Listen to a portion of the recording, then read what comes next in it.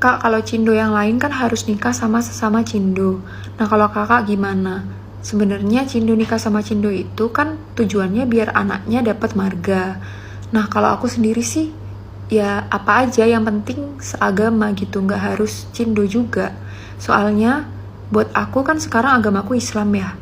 Aku buat nyari cindo yang Islam tuh susah banget. Karena ya jarang gitu kan. Jadi ya apa aja, mau Jawa, mau Batak, mau apapun itu terserah. Gak masalah, yang penting balik lagi seiman gitu. Tapi saya mau nanya kabar dulu nih. Ko Dodi, gimana kabar? Sehat-sehat? Alhamdulillah. Masya Allah. Belum ditanya udah alhamdulillah aja pokoknya. Ini makin banyak nih koleksi ya. Luar biasa. Apa buku? Buku, topi, walaupun saya nggak pernah kecipratan topi ini. Oh, Masya Allah. Alhamdulillah. Yang sadar sekarang lancar ya? Alhamdulillah Banyak, lancar. Alhamdulillah. Luar biasa. Ya. Makin inilah, makin kelihatan apa segmennya di mana gitu. Iya, khusus lah gitu. Ya alhamdulillah banyak kan yang kesini malah Gen Z. Gen Z justru ya? Malah Wah, Gen Z, iya. Berarti proses berpikirnya luar biasa tuh. Alhamdulillah. Alhamdulillah. Ya nggak semuanya karena nonton video gua. Iya, Tapi iya. ada Ya wasilah juga aja lah. Ada yang karena ngobrol sama temen, Ya, ya. ada yang ya macam-macam lah. Kok Dodi aja gitu ya? Biasanya ngerekomendasiin begitu. Ya, kebanyakan mungkin gara-garanya karena temannya dia ketika rekomendasiin dia udah nonton Iya. gitu kan. Itulah. Alhamdulillah. Kok Gimana Ngaji Cerdas kabarnya? Masya Allah nih, mohon doanya aja ya. Mohon doanya. Masih seperti yang biasa. Oke. Ya, jadi kalau kita ya biasa kesaksian yang sudah lama-lama belum terekspos, kemudian ya kita angkat begitu ya. Mudah-mudahan aja. Yang penting kan dakwanya sampai. Dakwanya sampai. Ya, orang-orang teredukasi bahwa oh Islam itu ternyata indah dan sebagainya. Kemudian ada orang yang masuk Islam perjuangannya kan macam-macam kok ya. Luar biasa. Ya itulah insya Allah. Iya. Kok seperti biasa kalau saya kesini ada keperluan biasanya. Lu memang biasa begitu. Tapi kan untuk umat ini edukasi ini. Orang datang sini nggak pernah bawa apa gitu ya. Nanti saya janji bawa ayam. Oh iya. Ayam apa tadi? Ya, Ayam. promosi. Iya. Jadi Ngaji Cerdas itu ada sub usaha lah Widih. untuk apa menopang lah ya. Widih. Menopang si Jalan- Apri. Menopang si Apri. Maksudnya menopang makannya Apri gitu. Ya kita ada usaha kecil-kecilan, ada ayam nanti insya Allah. Ko Doni perlu coba ya. Widih, harus dong. Ayam goreng tulang lunak namanya. Widih. Jadi- Waduh, tapi kalau dengar tulang lunak kok agak gimana Agak ya, Bro, ya? gimana gitu ya. Tapi ini tulangnya bisa dimakan. Oh gitu. Nanti Emang saya tulangnya bener-bener lunak. Bisa dimakan, bisa Oh, dikunyah. Bukan yang kelompok itu gitu ya? Bukan. Nggak terasosiasi dengan kelompok tertentu ya. Oke. Nah, kembali lagi ke topik kok. Ya. Nah, seperti biasa kalau saya kesini tadi silaturahim kok menjaga ukhuwah. Ya, kemudian ada yang perlu dicerahkan dan ada pertanyaan yang mungkin ini juga saya mewakili para penonton ya. Apa tuh? Nah, Lu kalau perlu tercerahkan tuh lampunya tolong sorot ke dia aja, Ri. Biar cerah, Ri. jadi ada yang berubah ini tanggalannya ceritanya. Apa tanggalan berubah? Nah, kita ini tag video kan tanggal 12 nih ceritanya. Apa? Kita tag video ini kan tanggal 12 Mei. Ya. Nah, beberapa hari ke depan ada tanggal merah tuh. Apa sih? Tanggal merah apa? Tanggal merahnya itu coba kalau Apa sih lu bukan briefing dulu ya? ya biar tahu, jangan-jangan lupa lagi. Masa dulu apa MK, dong? masa lupa MK. Ya kalau bukan hari raya Islam ngapain gua Barangkali kan ingat? masih ke bawah-bawah kan. Nah, kalau dulu itu kok nih, tanggal 14 atau tanggal 15 itu adalah hari libur, tanggal merah. Tanggal berapa? 14? 14 apa tanggal 15 di situ? Oh, kenaikan. Ah, kenaikan. Apa kenaikan apa itu? Ya, ini Berat kan badan bukan- bukan? Ini kan bukan hari raya Islam, ngapain gua inget-inget? Iya kan, asosiasi Kodondi dengan hari ini tuh kan bisa ada agak relate begitu ya. Oh. Nah ini kan bisa diedukasi, artinya bisa jadi maklumat untuk sahabat Ngaji Cerdas, pemirsa Kodondi gitu ya, bahwa kok ada berubah, kenapa begitu ya Kak? Kalau dulu kan Ini yang dulunya Isa Al-Masih jadi iya, yang dijadiin masjid, nama masjid yang di Klaten. Jadi kalau dulu kan kenaikan Isa Al-Masih.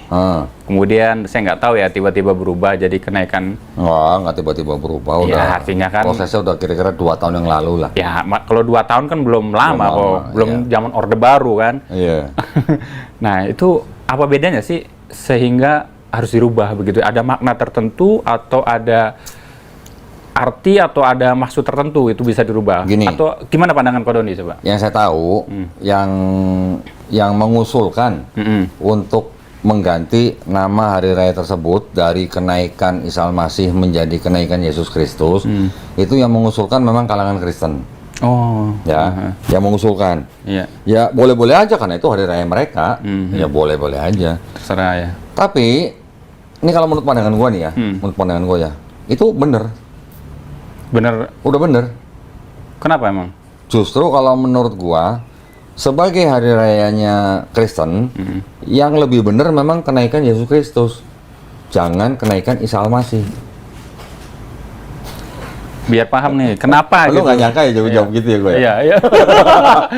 Ini nih kalau nggak briefing dulu nih. Kenapa? Karena kalau umat Islam taunya kan Isa Al-Masih. Betul, Nabi iya. Isa alaihissalam Iya. kan Bukan taunya. Taunya. Nah, kalau dibikin nama kenaikan Isa Al-Masih, yang orang Islam nanti kadang-kadang jadi keder gitu. Yang awam mungkin ya. Ya yang awam mungkin Iya. keder. Iya. Kok Isa Al-Masih kenaikan gitu misalnya. Nanti mereka berpikir, oh iya memang benar di Quran memang diangkat. Tapi emang ada itu emang apa itu perayaan umat Islam gitu kadang-kadang. Jadi nama Isa Al-Masih karena memang sudah identik di dalam Quran, yang ditakutkan orang Islam malah jadi keder. Tapi kalau buat itu memang hari rayanya Kristen, namanya diganti menjadi kenaikan Yesus Kristus, itu sudah tepat sebenarnya menurut gua. Tepat sebenarnya. Iya, iya. Jadi gua setuju malah diganti. Selesai. Lu mengharap jawaban yang lain ya? Iya. Nah, cuman itu kan judulnya kan kenaikan. Iya. Kenaikan. Berarti kan itu ada judul, berarti kan Yesus bangkit dari mati. Ini kalau di Kristen Iya, ya. iya. Akidahnya Kristen nih. Yesus disalib, mati, hari ketiga bangkit. Setelah bangkit, setelah berapa hari baru diangkat, gitu kan? Masalahnya di dalam kitabnya Kristen sendiri, Yesus itu bangkit sendiri atau dibangkitkan. Nah, itu yang jadi permasalahan. Kalau kalimatnya itu dibangkitkan. Kisah Para Rasul 5:30 bahwa Allah nenek moyang kita telah membangkitkan Yesus dari antara orang mati. Nanti Roma 10 ayat 9 bahwa jika mulutmu mengaku Yesus adalah Tuhan dan percaya dalam hatimu bahwa Allah telah membangkitkan Dia dari antara orang mati, maka kamu diselamatkan. Jadi kalimat-kalimat itu memang Yesus dibangkitkan. Nanti belum lagi ada 2 Korintus 6:14 kalau nggak salah. Allah membangkitkan Tuhan. Ada Allah membangkitkan Tuhan. Coba lu bayangin gimana? Iya, bingung juga itu saya. Gimana? Tuhan yang mana tuh? Bukan 2 Korintus 6:14, sorry, 1 Korintus 6 ayat 14. Allah yang membangkitkan Tuhan. Gimana coba? Allah membangkitkan Tuhan. Ya, Tuhan membangkitkan Tuhan kan artinya. Benar nggak sih? Ya nggak tahu, berarti kan di dalam kitabnya Kristen memang masih ada kerancuan tentang kata Tuhan dan kata Allah. Kalau buat pendeta mungkin nggak rancu, tapi buat jemaat juga masih rancu karena kebanyakan orang Kristen yang datang ke sini setiap kali gua tanya apa bedanya kata Tuhan dan kata Allah, mereka rata-rata bilang sama. Mereka nggak bisa ngebedain. Nah, sekarang kalau Yesus katanya Tuhan, tapi nggak bisa bangkit sendiri, tapi dibangkitkan oleh Bapa. Nah, terus gimana gitu maksudnya? Ya monggo aja kalau mau percaya monggo. Gitu. Ya itu dari konteks ya, dari konteks kenaikan Yesus Kristus karena Yesus dibangkitkan gitu. Nah, di Islam kan juga kita beriman bahwa Nabi Isa alaihissalam diangkat. Iya. Nah, cuman berarti kan ada persamaan, ada perbedaan nih, gitu. Berarti Isa dan Yesus harusnya sama ya kok? Sosoknya sama, sosoknya. Kalau ada pendeta yang bilang beda gitu, ya tarik dulu tuh. Bible-Bible yang pakai nama Isa Al-Masih tarik dulu, gitu. Masih ada di situ ya? Masih, gue masih simpen tuh. Apa perlu kita tunjukin lagi? Gak usah lah ya. Tapi maksudnya sosoknya sama, Yesus dan Isa Al-Masih. Yesus Kristus itu ya Isa Al-Masih. Kristus dan Al-Masih itu artinya sama. Nah, cuman kalau orang yang mau belajar sedikit, Yesus, kata Yesus tuh adanya kapan? Itu bisa dipelajarin. Masuk ke Bible bahasa Indonesia tahun berapa kira-kira? Itu bisa dipelajarin. menjadi kata Yesus tahun berapa, sebelumnya kata apa. Nah, kata Yesus sama Jesus dalam bahasa Inggris, huruf J-nya sendiri kapan adanya bisa dipelajarin. Huruf J baru ada abad 16 tahun 1524. Artinya bisa ditarik lah, bisa dirunut gitu ya, ketahuan. Bisa. Nanti nama aslinya dalam bahasa ini apa? Kalau dalam bahasa Aramiknya Iso, bahasa Arabnya Isa, ya kan mirip. Iso dan Isa kan mirip. Tapi kalau Isus, nah itu dari Romawi. Iya. Sebenarnya masih ada miripnya karena Romawi kan memang selalu di belakang nama orang tuh us. Gitu. Gua nggak tahu kalau yang di Sunda Uus gitu. Uus ada engkos gitu. Nggak tahu juga apa orang Sunda ada hubungan sama Romawi ya. Nah, terus ketika masih dipakai kata Isus sampai bahkan sampai abad ke berapa ya? 17 malah. Abad 18 baru ada kata Jesus dalam Bible-nya orang Kristen yang bahasa Inggris. Iya, iya. Nah, ke Indonesia abad berapa? Ya sama kurang lebih abad 1920 baru ada kata Yesus. Berarti artinya cuman perbedaan di bahasa aja ya, sebenarnya. Sosoknya sebenarnya sama juga. Sosoknya sama sebenarnya. Banyak kalangan Kristen yang mengakui bahwa sosok Yesus dan Isa itu sama. Banyak pendeta juga ada, banyak yang mengakui sama.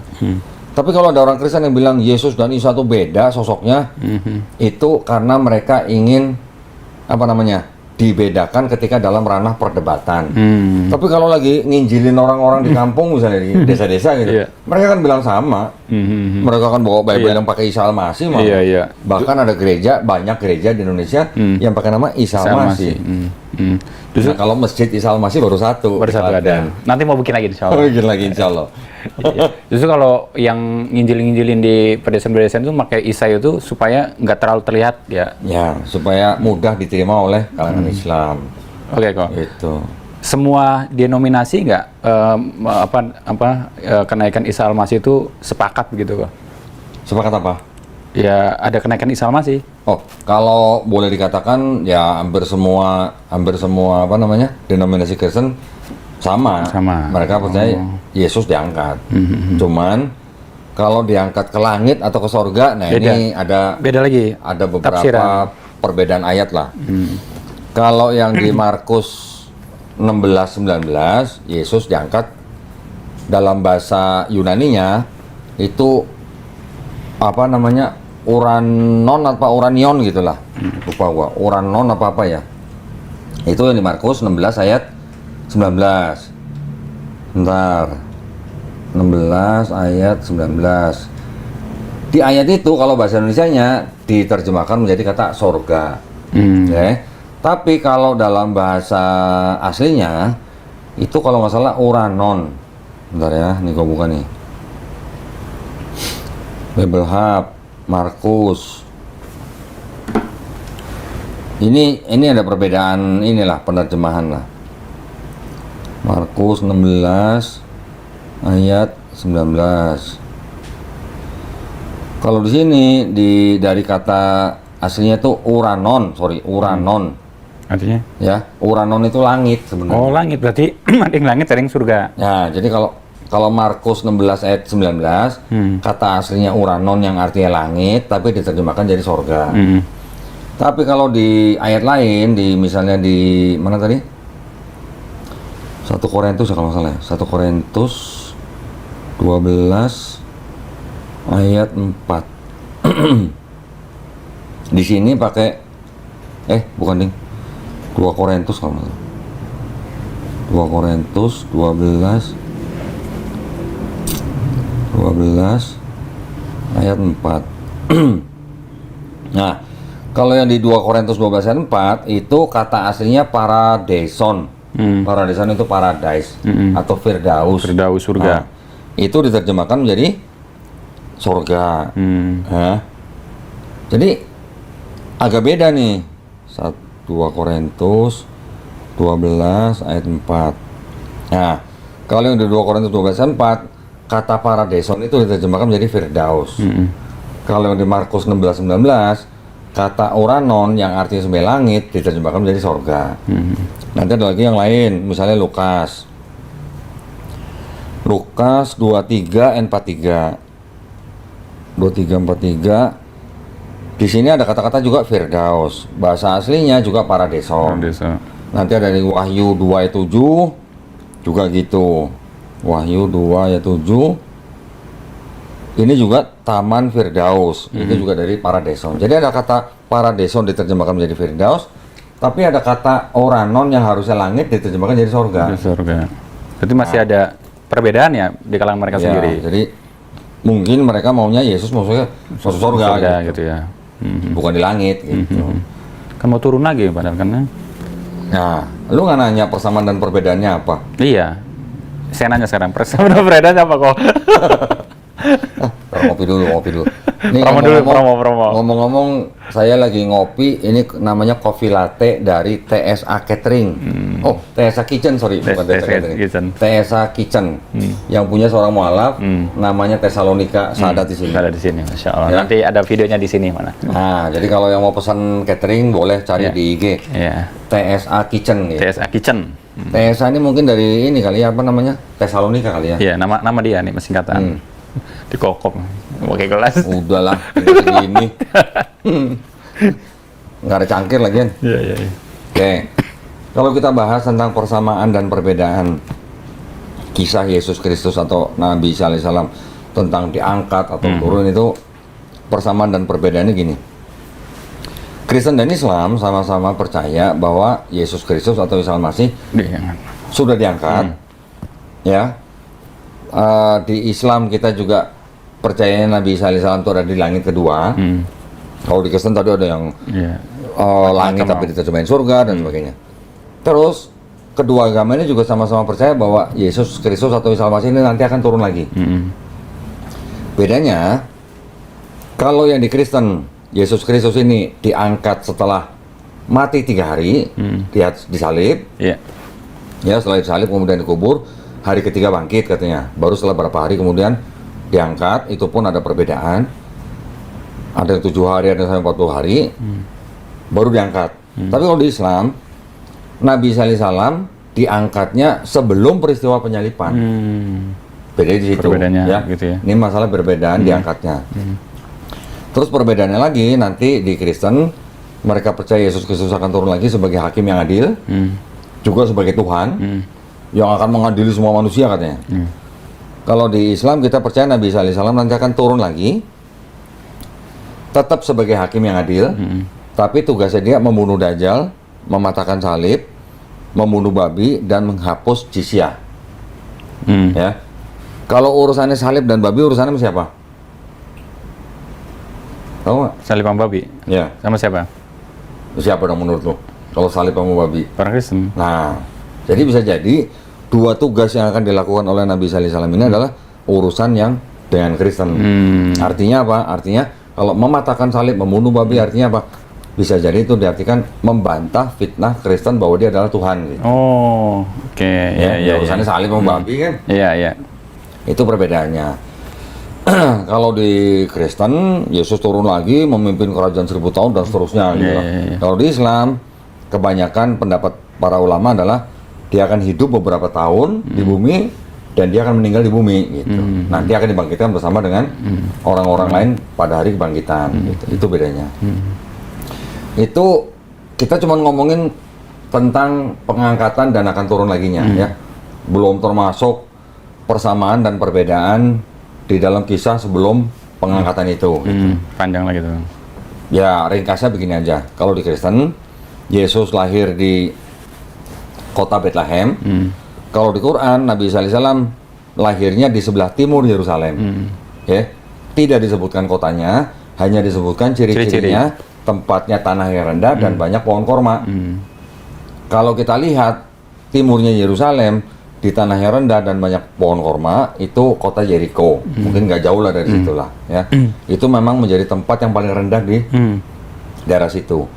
Kemudian kalau di Bible lahirnya nggak disebutin kandang domba, tapi ditulis diletakkan di palungan, sehingga orang Kristen berasumsi bahwa itu kandang domba. Karena palungan itu tempat makan ternak. Kalau di Quran kita membaca bahwa Nabi Isa alaihissalam dilahirkan oleh bundanya di bawah pohon kurma. Ya.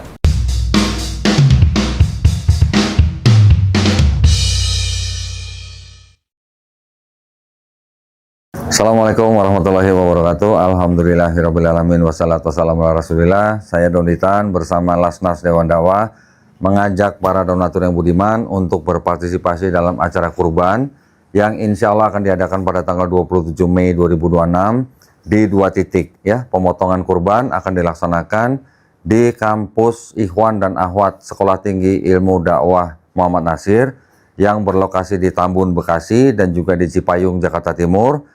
Dan dagingnya akan disebarkan ke masyarakat pinggir kota ya. Semoga acara ini membawa segala kebaikan buat para donatur dan para donatur yang budiman juga bisa datang ke lokasi pemotongan serta bisa mendapat bagian yang menjadi haknya ya. Barakallahu fikum, wabillahi taufiq wal hidayah. Wassalamualaikum warahmatullahi wabarakatuh.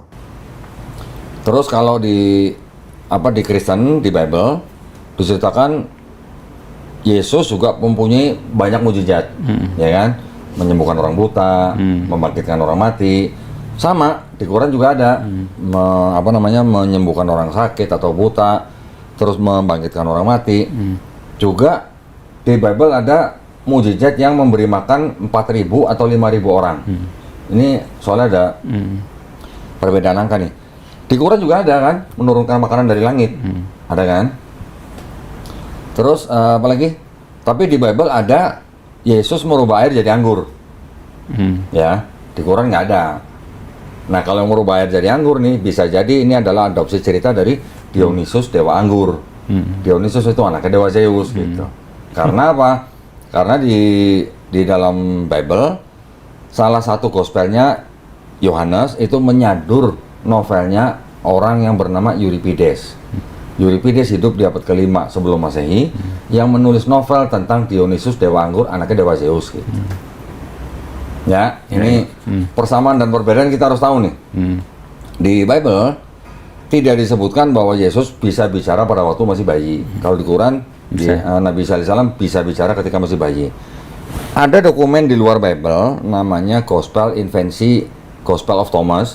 Di situ juga diceritakan Yesus bisa waktu kecil menciptakan atau menghidupkan burung dari tanah liat. Di Quran juga disebutin. Nah, ini ada yang mirip nih.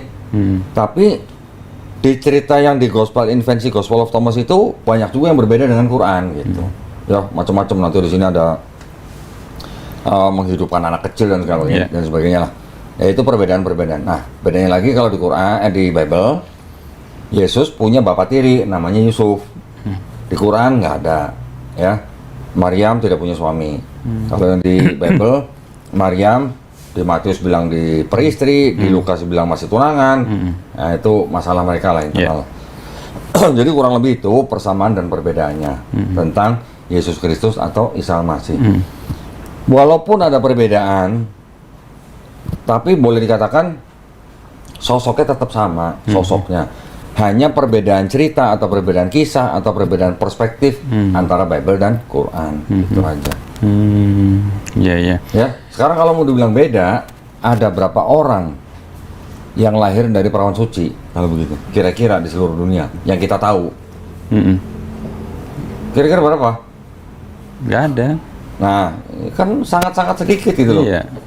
Jadi kalau mau dibilang beda hanya karena beda tempat lahir, beda suami atau ayah, terus beda mati atau tidak. Nah, itu kan hanya beda perspektif. Gitu. Beda kisah dalam dua kitab suci yang berbeda gitu. Right. Tapi gini kok, tadi kan dari penjelasan Kodondi di agama Kristen ketika nanti Nabi Isa turun akan hidup berapa ribu tahun lagi begitu ya? Iya. Nah, ada kerajaan 1000 tahun. Nah, secara eksplisit Yesus tuh mengatakan bahwa dia Tuhan, bahwa pernah mengatakan bahwa saya adalah Tuhan begitu kok? Nggak ada. Di Biblenya ada nggak? Karena ada pemuka agama dari agama sebelah nih kok. Kalau ada ayat yang mengatakan dia itu bahwa Yesus adalah Tuhan, bukan Tuhan, dia siap bersahadat. Oh, dia mintanya ada kalimat Yesus berkata aku bukan Tuhan. Iya. Gitu. Iya. Kalau kalau Yesusnya berkata seorang nabi dihormati di mana-mana kecuali di rumah sendiri, itu berarti Yesus lagi ngomongin siapa? Berarti Yesus lagi ngomongin diri sendiri. Sebagai apa? Sebagai seorang nabi. Nah sekarang tinggal dipikir aja, nabi itu Tuhan atau bukan? Gitu. Kalau orang Kristen mau menganggap nabi itu sama dengan Tuhan, khusus untuk Yesus, ya monggo-monggo aja. Pemuka agama ini kok siap syahadat kalau itu apa? Ada ayat bahwa aku bukan Tuhan gitu. Iya, kalau dia minta spesifik ada kalimat Yesus yang berkata aku bukan Tuhan. Tapi kalau ada kalimat lain yang Yesus berkata seorang nabi dihormati di mana-mana kecuali di rumah sendiri, yang mana itu merujuk kepada Yesus sendiri, berarti Yesus ngakunya sebagai nabi kan? Terus kalau Yesus nyuruh bangsa Israel untuk menyembah Tuhan Bapa ini, apa itu Yesus berarti Tuhan? Bukan. Terus kalau Yesus bilangnya Bapa itu satu-satunya Allah yang benar, terus Yesus juga Tuhan juga, Allah lagi yang lain gitu gimana? Ya mereka memang bilangnya Yesus bukan Allah yang lain, Yesus itu adalah inkarnasi daripada firman-Nya Bapa. Tapi dengan banyak kalimat yang seperti itu, nanti ada lagi Bapa lebih besar dari aku tidak dapat berbuat apa-apa selain daripada yang aku dengar. Terus orang lain yang hidup bersama Yesus di dalam Bible nih ceritanya, mereka nyebut inilah Nabi Yesus. Ya, kalau orang yang hidup bersama Yesus ditulis menyebut Yesusnya inilah Nabi Yesus, kenapa orang Kristen sekarang yang nggak pernah ketemu Yesus bilang inilah Tuhan Yesus? Ya, terus kalau ada Yesus bilang aku bersyukur kepada Bapa Tuhan pencipta langit dan bumi, Tuhan bersyukur punya Tuhan gitu gimana? Berarti kan secara tidak langsung bahwa dia bukan Tuhan begitu ya? Oh, iya dong. Iya. Nah sekarang kalau Yesus bilang lagi jangan kamu memegang aku karena aku belum pergi kepada Bapakku dan Bapamu, Allahku dan Allahmu. Kalau Yesus bilang Allahku, berarti Yesus dianggap sebagai Tuhan punya Allah gitu. Siap syahadat ya? Karena taruhan, dia thumbnailnya gede. Oh iya monggo, siap syahadat kan? Ya kalau dia cuma cari ayat Yesus berkata aku bukan Tuhan, itu nggak ada. Itu nggak ada. Ya, tapi kan orang dikasih akal dan pikiran. Iya. Kalau ada ayat-ayat yang seperti itu, terus masih nganggap Yesus Tuhan lagi, ya monggo silahkan. Itu hak dia. Iya. Gitu. Iya. Nah kalau Yesus bilang, Yesus ngajarin bangsa Israel berdoa. Doanya gimana? Bapa kami yang ada dalam sorga, dimuliakanlah namamu, datanglah kerajaanmu, jadilah kehendakmu di atas bumi seperti di dalam sorga. Itu Yesus lagi ngajarin murid-muridnya nyembah siapa kalau begitu? Tuhan ya kan? Ini nyembah Bapa kan? Iya. Nggak pernah Yesus ngajarin nyembah aku. Secara eksplisit pun nggak ada ngomong kayak begitu ya? Eksplisit apa? Maksudnya secara dia ngomong tuh nggak ada? Aku bukan Tuhan, nggak ada. Aku Tuhan juga nggak ada. Tapi kalau dia ngomongnya dia sebagai nabi, dia ngajarin orang nyembah Bapa, dia bilang dia punya Tuhan. Apa Tuhan kalau begini? Enggak lah. Terus kalau dia bilang dia tidak bisa berbuat apa-apa, Bapa itu lebih besar daripada dia. Yeah. Ini Tuhan yang ngomong begini, ini Tuhan. Ya kalau mau dianggap Tuhan ya monggo silahkan. Itu kitab mereka kok. Iya. Itu hal-hal gini biasa jadi ini gak sih kok trik-trik orang misi ke pedalaman segala macam. Iya. Barangkali kan ada yang nonton takutnya tadi ya kayak Isa Al-Masih dan sebagainya. Nyaru lah kalau bahasa kita tuh. Nyaru tuh kayak orang Muslim. Ya, awalnya Isa Al-Masih, terus apa lagi tuh yang bahasa-bahasa Islami gitu ya. Oh banyak. Gimana kok? Oh di dalam kitab mereka sendiri masih pakai kata Allah. Tulisannya ALLAH. Tapi mereka menggunakan kata Allah itu sebagai generic name, sebutan umum, predikat, jabatan, bukan nama Tuhan. Sekarang mereka diceritakan di dalam seluruh perjanjian baru yang disebut dengan Yesus menyebut punya Tuhan, itu disebut dengan Bapa. Cuman sekali doang dia di atas kayu salib bilang Eli Eli lama sabachthani. Tapi di seluruh perjanjian baru dari Matius sampai Wahyu yang disebut Bapa ini, Bapa ini kan sebutan juga bukan nama kan.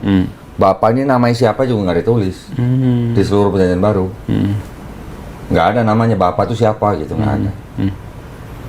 Tapi kalau Doni pernah dapat case nggak atau dapat orang sharing ada ya dengan trik-trik begitu untuk memurtadkan atau kristenisasi atau misionaris dengan cara-cara memakai bahasa-bahasa yang agak Islami itu ada nggak? Banyak. Kayak saya satu contoh gimana, Bang? Ada? Itu satu kata Allah dalam Bible mereka. Yang kedua, orang Kristen, khususnya lembaga Alkitab Indonesia, juga bikin Bible pakai istilah-istilah Islam.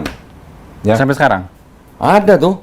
Ada, masih ada. Jadi Yesus Kristus diganti jadi Isa Al-Masih. Nanti bahkan ada kata Assalamualaikum. Oh ada? Ada Assalamualaikum. Nanti ada yang pakai kata Insya Allah. Itu khusus emang buat misi?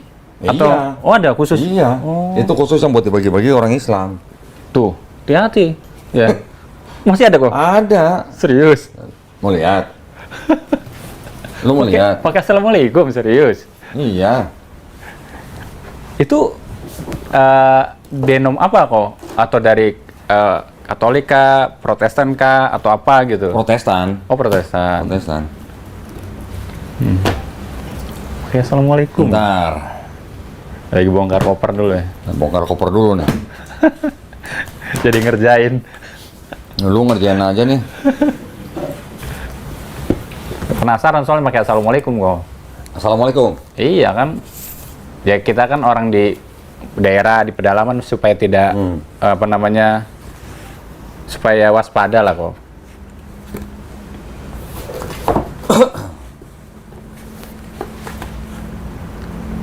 Bentar ya.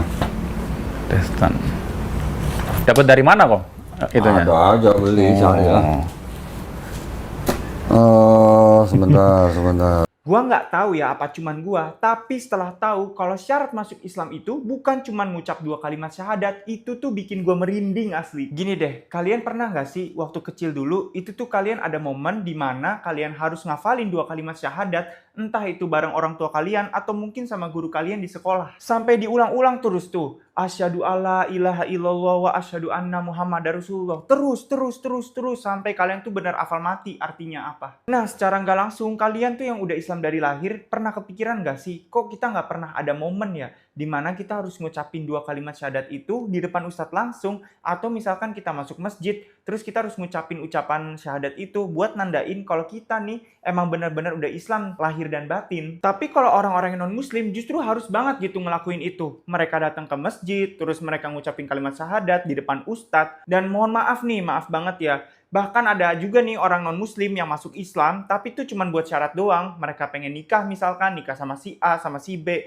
Ya udahlah, yang penting gue bisa nikah sama orang itu, gue masuk Islam. Jadinya tuh mikirnya kayak gitu. Dan surprisingly itu pernah kejadian di lingkungan gue. Dan gue pernah ngeliat sendiri orang yang kayak gitu tuh kayak gimana. Nah, gara-gara itu tuh gue jadi sempat mempertanyakan, apa benar dengan mengucapkan 2 kalimat syahadat itu kita udah otomatis masuk Islam? Dan ternyata tuh enggak guys. Ustadz Khalid Basalamah tuh pernah bilang di salah satu kajiannya, kalau kita cuma ngucapin 2 kalimat syahadat aja, tapi kita nggak tahu maknanya atau nggak bisa meresapi apa artinya, alias kita nggak punya tauhid, itu di mata Allah kita cuman omdok doang. Jujur itu tuh yang bikin gue masih merinding sampai sekarang. Kalian bayangin deh kalau misalkan ya kalian ini udah Islam tapi belum dianggap Islam sama Allah karena mungkin masih suka percaya sama zodiak, atau mungkin masih suka percaya tahayul, atau mungkin lagi nih ngelihat hasil-hasil dari tipe kepribadian atau apapun terus kita percaya 100%. Padahal ya memang sebenarnya boleh ada beberapa yang kita percaya dari situ, cuman nggak boleh ya sampai semuanya kita percayain. Harus tetap mikir bahwa Allah tuh yang lebih tahu tentang kita. So, menurut kalian apa yang bikin seseorang ini bisa dianggap Islam oleh Allah? Mungkin ada yang gue perlu tahu lebih lanjut, tulis di kolom komentar, kita saling sharing.